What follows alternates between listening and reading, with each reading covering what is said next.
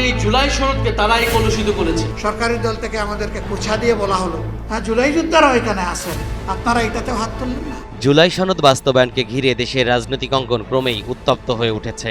সংবিধান সংস্কার পরিষদের অধিবেশন, বিএনপির প্রস্তাবিত বিশেষ কমিটি, এই দুই প্রক্রিয়াকে ঘিরে রাজপথ থেকে শুরু করে সংসদ পর্যন্ত বিরাজ করছে অস্বস্তিকর পরিস্থিতি। তো কেউ যদি আইন না বোঝে তাদেরকে বারবার বুঝে আমাদের আর লাভ নাই। মানুষ বর্তমানে জুলাই সনদ ইস্যুতে দেশের সর্বত্র আলোচনা তুঙ্গে। ঐক্যমত্য কমিশনের দীর্ঘ বৈঠক, জাঁকজমকপূর্ণ স্বাক্ষর অনুষ্ঠান এবং গণভোট, সবকিছু মিলে চলমান রাজনৈতিক বিতর্কের এখনো কোনো স্থায়ী সমাধান আসেনি। যেগুলোর সাথে প্রত্যেকটি নাগরিকের ভাগ্য জড়িত, তার নিরাপত্তা জড়িত, যেগুলা দিয়ে অতীতে ফ্যাসিজম কায়েম করা হয়েছে দফায় দফায় বাংলাদেশ। আরএফএল এসডব্লিউআর পাইপই মাপে যা বলে তাই দেয়। RFL SWR pipe and fittings.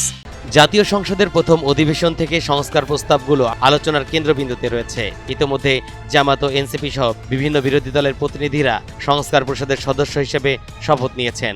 তবে ক্ষমতাসীন বিএনপি এই প্রক্রিয়াকে অসাংবিধানিক দাবি করে এতে অংশ নেয়নি। বিএনপি সংস্কার পরিষদের পরিবর্তে একটি বিশেষ কমিটি গঠনের প্রস্তাব দিয়েছে, কিন্তু এই প্রস্তাব বিরোধী দলগুলো সমর্থন পায়নি। ফলে দ্বন্দ্ব আরও জটিল আকার ধারণ করেছে।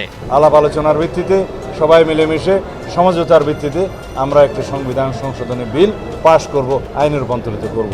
সংসদের বিতর্ক এখন রাজপথেও ছড়িয়ে পড়ছে।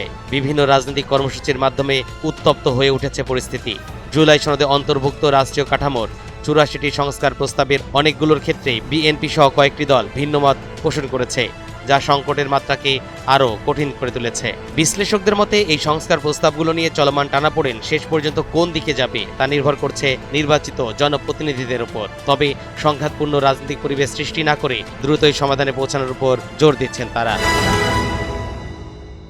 তরিকুল ইসলাম, এনটিভি অনলাইন।